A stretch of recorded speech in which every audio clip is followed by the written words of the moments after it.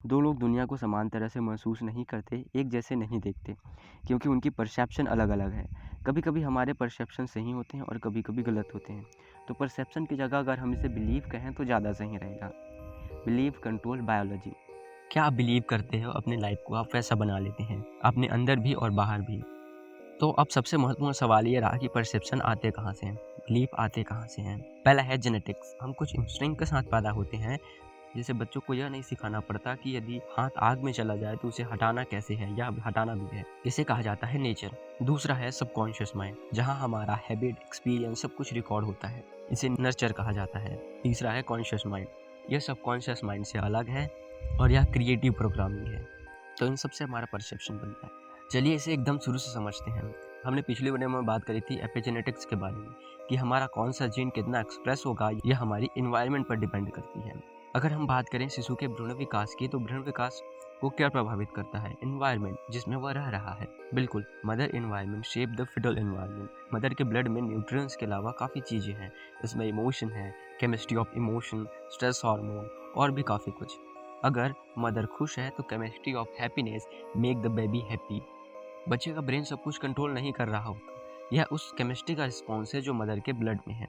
Mother के emotional pattern, behaviour बच्चे द्वारा सीख लिया जाता है जन्म के पहले ही। आप शायद कहेंगे कि क्यों नेचर जो है मदर को अलाउ करती है बच्चे को ज़्यादा इन्फ्लुएंस करने के लिए। तो इसका जवाब यह है कि जब बच्चा जन्म लेता है तो वह उस इन्वायरमेंट में रहता है जो मदर का एक्सपीरियंस है। तो मदर प्रकृति का हेड स्टार्ट प्रोग्राम है। बच्चा वो हर चीज़ अनुभव करता है जो उसकी माता अनुभव कर रही है। माता पिता बच्चे के जेनेटिक्स को प्रभावित करते हैं। माता पिता जेनेटिक इंजीनियर है क्योंकि ये बच्चे के जेनेटिक्स को शेप देते हैं। जब बच्चा जन्म लेता है तो वह पेरेंट्स के फेस को पढ़ने का इंस्टिंक्ट पा चुका होता है। जन्म लेने के कुछ दिनों में 2 से 3 सप्ताह के बाद बच्चे अपने पेरेंट्स के आंख द्वारा यह पहचान कर लेता है कि माता पिता खुश है, दुखी है या गुस्सा है। इसका रीजन ये है कि जब बच्चा जन्म लेता है तो बच्चे के लिए सब कुछ नया है इस दुनिया में। बच्चे का इंस्टिंक्ट जब किसी नए चीज के पास जाता है तो वह मुड़कर अपने पेरेंट्स के फेस को देखता है, और जब पेरेंट्स इस तरह व्यवहार करते हैं कि नहीं, तो बच्चा वहीं के वहीं सीख लेता है कि जो भी उसके पास है वो खतरनाक है, उससे ज़्यादा सीखने की ज़रूरत नहीं है। बच्चा सबसे पहले दुनिया के बारे में सीखता है माता पिता के फेस को, आइज को स्टडी करके। पहला 6 साल प्रोग्रामेबल स्टेट होता है। इस समय जब बच्चों की ब्रेन एक्टिविटी को देखा गया तो यह लो फ्रिक्वेंसी में थी, बिल्कुल वैसे ही जैसे हिप्नोसिस में होता है। अगर मैं आपको हिप्नोटाइज करना चाहूँ तो मुझे आपको हायर लेवल से लो लेवल में ले जाना पड़ेगा, और तब मैं आपके सबकॉन्शियस में इंफॉर्मेशन रख सकता हूँ। बच्चे हजारों फैक्ट सीखते हैं कि परिवार में कैसे फिट रहें, सोसाइटी में कैसे फिट रहें। पहले 6 साल में हमने जो कुछ भी सीखा ये हमारे सीधे सबकॉन्शियस माइंड में जाता है, और यही वह समय है जिसमें हम खुद को समझते हैं कि हमारे माता पिता, हमारे गुरु ने हमसे क्या कहा, हम वही बन जाते हैं। अगर आपके माता पिता आपसे कहते हैं कि आप अच्छे इंसान हैं, समझदार हैं, होशियार हैं, या इसके विपरीत चीज़ें भी, तो ये सभी आपके प्रोग्राम में चला जाता है। और ये एक बार आपके प्रोग्राम में चला गया तो सबकॉन्शियस माइंड इसे टेप रिकॉर्डर की तरह रिकॉर्ड कर लेता है और बार बार प्ले करता है।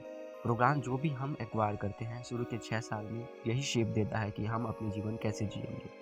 हमारा सबकॉन्शियस माइंड हमारे कॉन्शियस माइंड से काफ़ी ज़्यादा पावरफुल और तेज है। इसी वजह से क्यों आप अगर इमरजेंसी और स्ट्रेस की सिचुएशन में होते हैं तो आपका कंट्रोल आप अपने सबकॉन्शियस माइंड को दे देते हैं। और लेकिन दोनों में बस इतना अंतर है कि सबकॉन्शियस माइंड हैबिचुअल है और कॉन्शियस माइंड क्रिएटिव है और फ्री विल पैदा कर सकता है। सबकॉन्शियस माइंड का काम है कि वो प्रोग्राम के बाहर रियलिटी क्रिएट करे। तो अगर आपका नेगेटिव प्रोग्रामिंग है तो आप नेगेटिव एक्सपीरियंस करेंगे अपनी लाइफ में।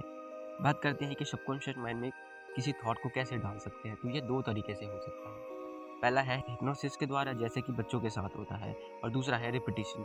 आप किसी चीज़ को रिपीट करके उस चीज़ को आप सबकॉन्शियस माइंड में रख सकते हैं। जैसे कि आप पहली बार गाड़ी चलाना सीखते हैं तो आप पूरी तरह कॉन्शियस होकर आपका ध्यान गियर पर होता है, ब्रेक पर होता है, एस्केलेटर पर होता है, रास्ते पर होता है। आप पूरी तरह अटेंशन पे कर रहे होते हैं, और इसी चीज़ को आप रिपीट कर करके गाड़ी चलाना पूरी तरह सीख जाते हैं और आपको एफर्ट नहीं लगाना पड़ता। आप अपने पीछे बैठे अपने साथी से बात करते करते भी गाड़ी चला सकते। तो इसी तरह हम किसी भी चीज़ को रिपीट करके उस चीज़ को हम अपने सबकॉन्शियस माइंड तक ले जा सकते हैं। और अगर आपके सबकॉन्शियस माइंड में नेगेटिव प्रोग्रामिंग हो गई है और आप इसे हटाना चाहते हैं, तो अगर आप कॉन्शियस माइंड के जरिए आपके सबकॉन्शियस माइंड से बात करें तो आप अपने प्रोग्राम को बदल भी सकते हैं। जैसे कि आप गाड़ी चलाना सीख गए हैं लेकिन आप इस थॉट को बदलना चाहते हैं।